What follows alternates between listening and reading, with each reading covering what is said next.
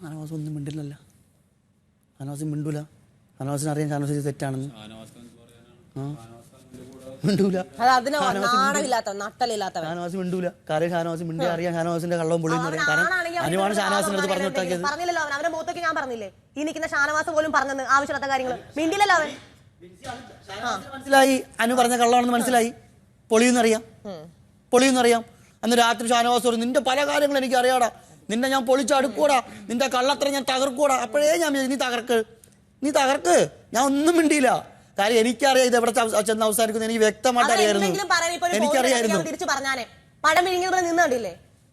കാര്യം ഞാൻ അന്ന് അവനൊന്നും പറയാനില്ല. അനു പടച്ചു വിട്ടതാണെന്നുള്ള കാര്യം അന്ന് എനിക്ക് കത്തി ചേച്ചി മനസ്സിലായില്ലേ. അതിനു മുമ്പേ തന്നെ എനിക്കറിയായിരുന്നു ഇവിടെ എന്നെ കുറിച്ച് എന്തൊക്കെ സംസാരങ്ങൾ എനിക്കറിയാം. ഞാൻ മിണ്ടാതിരുന്നു. അതിനു മുമ്പ് ഈ ബിൻസി ഔട്ടായി പോവുകയും ചെയ്തു. ഇമാതിരി ചേറ്റ വർത്താനം നിങ്ങൾ രണ്ടും പറഞ്ഞിരുന്നെങ്കിൽ അന്തസരി ഞാൻ കൈ വെച്ചിട്ട് ഇവിടെ ഇറങ്ങി പോത്തുണ്ടായിരുന്നു. ഇവിടുന്ന് പോയാലും കുഴപ്പമില്ലായിരുന്നു. ഞാൻ കേട്ടോടെ നിൽക്കത്തില്ലായിരുന്നു. എന്നിട്ട് കുലസ്ത്രീ സംബന്ധി നിൽക്കുന്ന ആള് മറ്റുള്ളവരുടെ കാര്യങ്ങൾ ഇങ്ങനെ നോക്കി അനാവശ്യം പറഞ്ഞ സമയത്ത് സ്വന്തമായിട്ട് എന്തൊക്കെയാ ഇവിടെ ചെയ്യുന്നത് ഒരു മിനിറ്റ് ഇരുന്ന് ആലോചിക്കണം. കുറച്ച് വയറ് കാണണമെന്ന് അല്ലേ? അതല്ല അതിന്റെ ഭംഗി. സ്ത്രീകൾ സാരി എടുക്കുമ്പോ കുറച്ച് വയറ് കണ്ടാലേ അതിന്റെ ഭംഗിയുള്ളന്നല്ലേ ഇവള് പറഞ്ഞത്. അപ്പൊ ഇവള് ചെയ്ത കുഴപ്പമില്ല. ഇവള് ചെയ്ത ആഹാ അടുപ്പിലും തൂറാന്ന് പറയുന്ന പരിപാടിയില്ല. അതാണ് അവള് ചെയ്യുന്നത്. അനീഷിന്റെ കാര്യം ചോദിച്ചപ്പോ ഒന്നും മിണ്ടില്ലല്ലോ.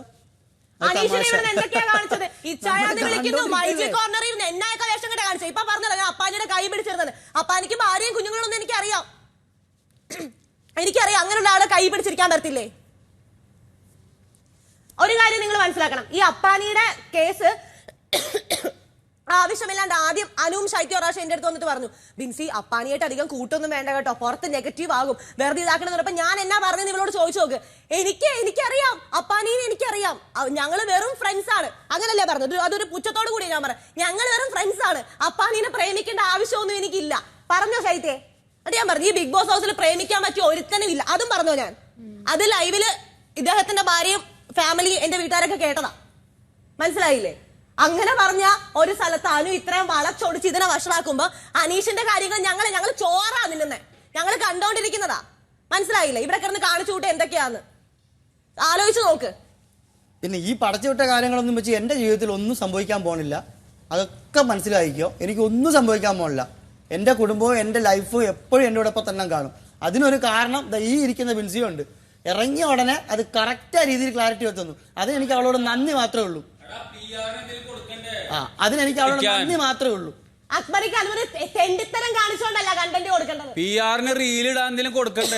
ഇതിന് ഏത് രീതിയില് ഇതിന് ഇന്ന് സംസാരിച്ച രീതി ആരെ സപ്പോർട്ട് ചെയ്തിട്ട് കട്ട് ചെയ്ത് പുറത്ത് വന്നാലും ഇപ്പൊ ഞാൻ സമാധാനമുണ്ട്. എനിക്ക് കാരണം ഇത്രയും പേരെ മുമ്പിൽ ഞാൻ സമാധാനത്തോടെ ഇരിക്കുന്നു. അത്രേ ഉള്ളൂ. ഒരാളെങ്കിലും എനിക്ക് വേണ്ടി സംസാരിക്കാൻ ഇന്ന് ഈ വീടിന്റെ അകത്തുണ്ടെന്ന് എനിക്ക് വിശ്വാസമുണ്ട്. അത്രയും മതി എനിക്ക്.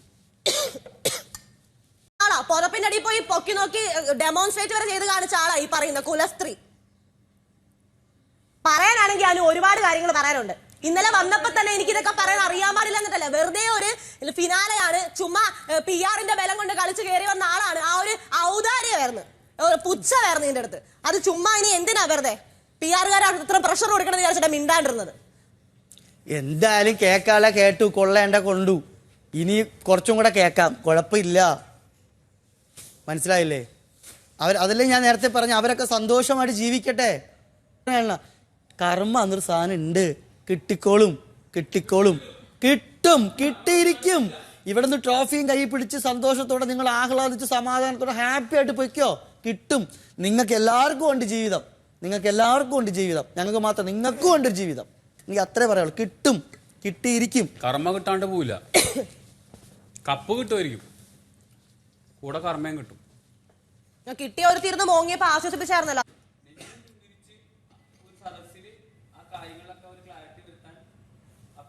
ഒരു കാര്യത്തിന്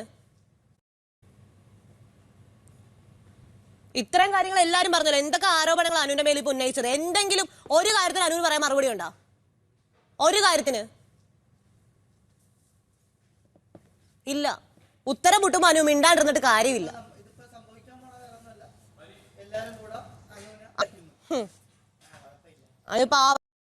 ഇല്ല. ഉത്തരം മുട്ടുമ്പോ അനു മിണ്ടാണ്ടിരുന്നിട്ട് കാര്യമില്ല. അനുവിനെ കോർണർ ചെയ്ത് അനു പാവ സഹിച്ച് മിണ്ടാണ്ടിരിക്കുന്നു.